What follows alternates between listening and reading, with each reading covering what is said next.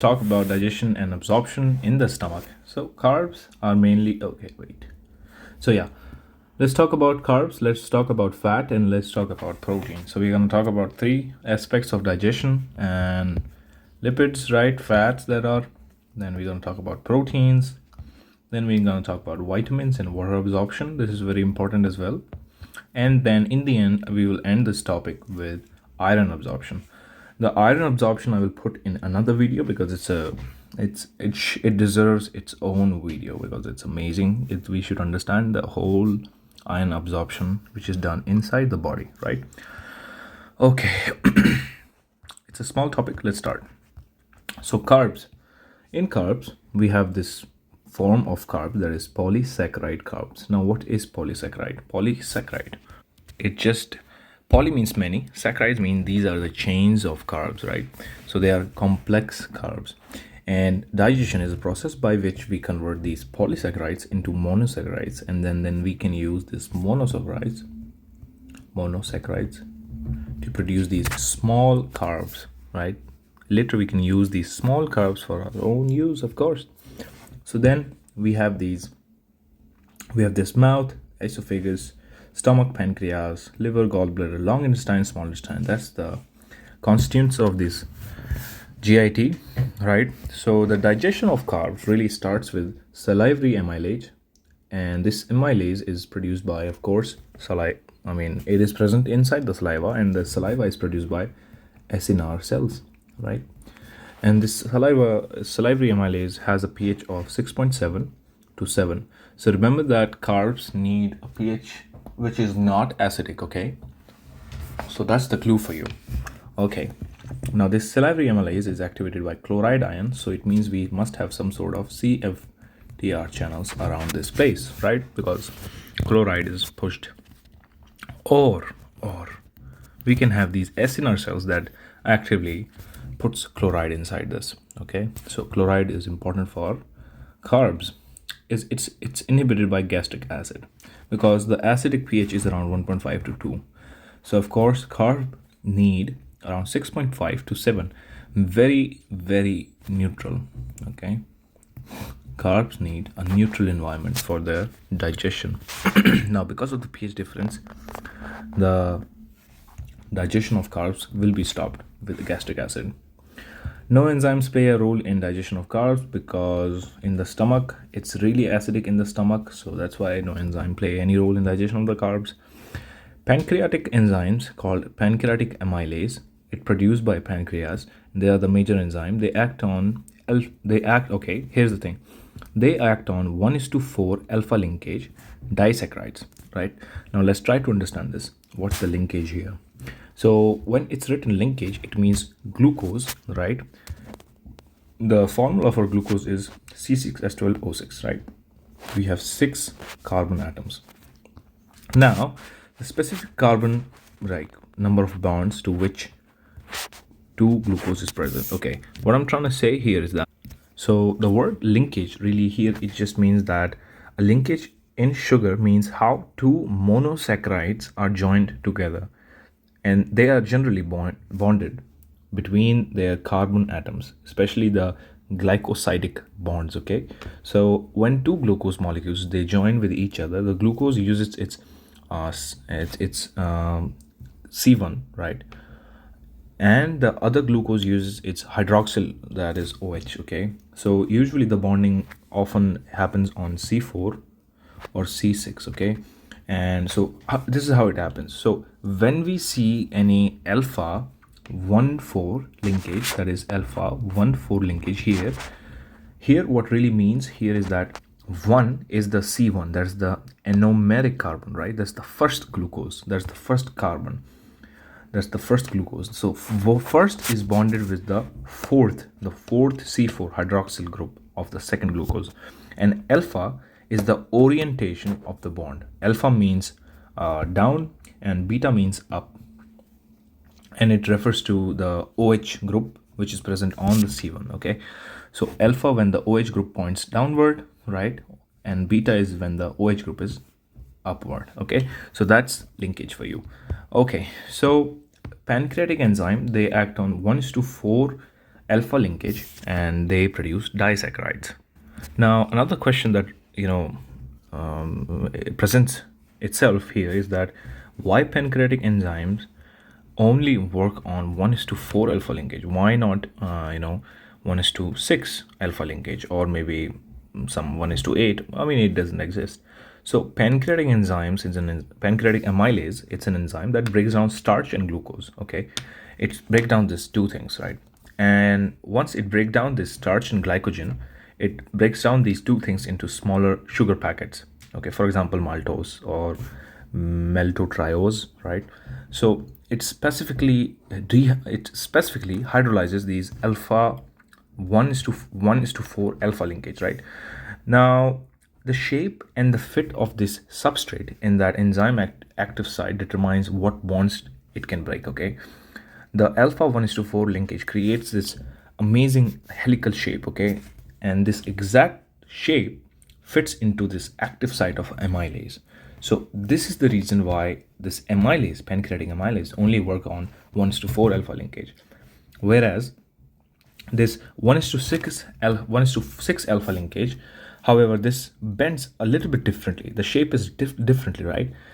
And that's why the atoms are oriented in a way, and I mean that's why the alpha 1:6 doesn't fit into the amylase catalytic groove, So structurally 1:4 amylase is a straight chain. It fits properly, it fits perfectly into this enzyme channel, this amylase, pancreatic amylase, whereas this alpha 1:6 branch, it sticks out some. It's not really perfect. It's not a really perfect fit for amylase. Okay, so that is important. But on the other hand, on the small intestine, on the brush border, there is an enzyme called disaccharidases. Okay, now this enzyme can actually break 1:6 alpha linkage because this now fits properly. Okay, so this 1:6 alpha linkage produces monosaccharides like glucose and fructose, and this pancreatic enzyme, pancreatic amylase acts on 1:4 alpha linkage, and it breaks down this this polysaccharide into disaccharides, and this disaccharide is worked upon by disaccharidases, which is produced by the intestine itself, and then we get monosaccharides, that is glucose and fructose, right? And then we can use these glucose and fructose, right? So that's the one concept right there. Okay, absorption of glucose. Well, the glucose goes from lumen to the blood. Okay, it goes to the lumen and then it goes to the blood. Okay, that's the whole story of it. Now let's go into a little bit detail. The first step and number three step happens first. Now, what are these? Number one step is sodium glucose co-transporter, SGLT1. Now, this is a co-transporter. What do I mean by a co-transporter? Co-transporter means it is found. Okay, now before really understanding co-transporter, we must understand what transporter means. Transporter is a membrane protein that helps move molecules such as ions and glucose, right? And maybe even amino acids. And they move these things across a cell membrane because cell membrane is made up of lipids. So polar molecules like glucose, sodium, potassium, they cannot cross freely. So they need a transporter, right? So there are mainly two types of transporter, okay? We are talking about two types. First is passive, second is active. Passive needs no energy. It works mainly through gradient. And active needs energy, which is ATP, okay? So active transporter uses ATP directly or indirectly, okay? Now the examples are Na+/K+, that is sodium potassium ATPases, SGLT, right? Sodium glucose co-transporter. Let's talk about sodium glucose co-transporter now, because I have explained you transporters, right? Now SGLT1 is a secondary active transporter, also called a co-transporter, right? Now I am giving this co-word quite a lot of importance. Why? Because these are found on intestinal epithelial cell. First point is this. Now, what really co-transporter means? Co-transporter moves two different molecules together in same direction. That's the concept, okay? Here and here together. So it's like for example, here sodium glucose co-transport. Here one molecule of sodium and other one is glucose. They both they both are moved from outside towards the inside of the cell, and this is why it's called sodium glucose cotransporter. Okay, now how it actually works is that the Na gradient, it means the number of Na, you know, the Na gradient is high. How? Why Na gradient outside the cell is high? First question is this: because NA's, the sodium potassium pumps are present on the basolateral side, right here. Usually this is a basolateral side, this is the apical side, right? So this is a basical, and usually we have these ATPs is called sodium potassium pumps, right? And they produce a lot of sodium outside the cell. Okay, they want to push a lot of sodium outside. So these the sodium potassium ATPs on the basolateral side, they pump sodium out of the cell, and it keeps the intracellular sodium low, right? Now because the sodium concentration is high in the lumen, now what happened here is that the sodium tend to flow inside the cell because of the gradient, right? It flows down its gradient, right? Because it's high here and it's low here. It wants to achieve equilibrium, right? So this SGLT uses this sodium inflow energy to pull the glucose in against its concentration gradient. So glucose moves uphill, but indirectly powered by the ATP, right? Through these Na gradient, right? That's why it's called secondary active transport. So I hope I'm able to explain you this sodium glucose cotransporter. That's the first point. Second point is that this GLUT5 fructose. Now this GLUT5 fructose is also present. Like again, the GLUT5, it means again, now when I'm saying GLUT5, it stands for again glucose, G glucose, T is transporter type 5, right? But actually it does not transport glucose here, GLUT5. It transports fructose, that are monosaccharides, right? So corrected name will be fructose transporter, not really glucose transporter. And they are present on, intestinal epithelial cells, right? Apical membrane on the lumen side, of course. And what they do is that they just transport this fructose, because fructose is present in the lumen. A lot of fructose is present, right? So it is a facilitative diffusion. Okay, no energy is used here as well because of the gradient. Okay, and it's driven by concentration gradient. There is no coupling here. It's not a sodium coupled receptor. It's not a cotransporter. The direction is from high to low, right? And so that's really GLUT5, and I have explained you SGLT1. Okay, so that is GLUT1, GLUT5 and GLUT1. So again, the sodium comes here, glucose comes here, and then fructose comes here, right? From the lumen, right? And then what happened afterwards is that this glucose is disposed in the blood via these GLUT2 facilitated diffusion. Now it's facilitated because the concentration of glucose inside the cell is now high because of these GLUT1. So we can say that GLUT1 induces GLUT2, because GLUT2 works via facilitated diffusion, right? Because if we have less amount of sugar or less amount of glucose intracellularly, the GLUT2 will be shut down. It will not work, right? What about other thing? There's GLUT5. We have these GLUT5 for fructose, right? And again, GLUT5, they push, and just it happens like that, right? Okay, so that was GLUT2, GLUT SGLT1, and GLUT5, right? Okay, what else? Clinical aspect, ORS, right? This is a nice term. Now ORS, what is ORS? ORS is a sodium absorption, is facilitated by glucose, right? Because sodium comes inside, and then this facilitates glucose, right? So just know that sodium and glucose, they travel together, right? And for the absorption of glucose, we need good amount of sodium, right? So what happens in ORS is that we give Na and glucose together, and then the absorption is done via SGLT1, and then this is ORS. ORS formula, right? By the way, the full form of ORS is oral rehydration formula. Oral rehydration solution. It's given in diarrhea, vomiting, these kind of things. And ORS restores this water and electrolyte that are lost in diarrhea and vomiting. Okay, so that's one concept right there. I'm sorry. So we have this congenital glucose galactose malabsorption.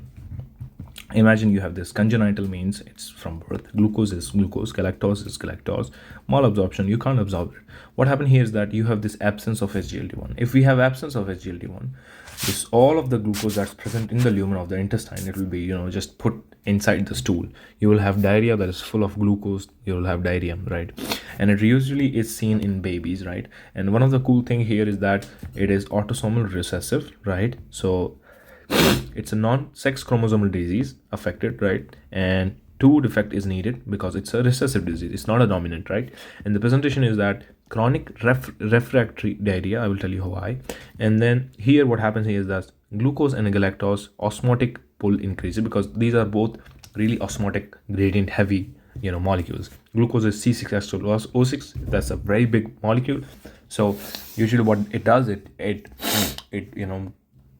just pulls a lot of water inside this lumen of intestine, right? And then water is pulled inside the lumen, and then glucose used in fermented by the bacteria, right?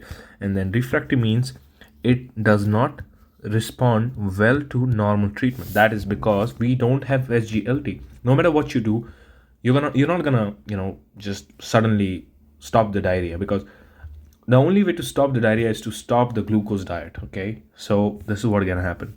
Diagnostic clue is diarrhea stops when the baby is given fructose based diet, because fructose is based on GLUT5, right? And glucose is based on SGLT1. And in this disease called congenital glucose galactose malabsorption, here the SGLT1 is messed up. Here there is no SGLT1 here. Here is only GLUT5. So keep the baby on fructose, and then we'll see, okay, the guy is all right now, he has no diarrhea. So that's like diagnostic clue of this disease, right? Okay. Note, SGLT2 is found in the kidney. Of course, it's found in the kidney. And we have like many types of SGLT, by the way. We have SGLT1, we have many types.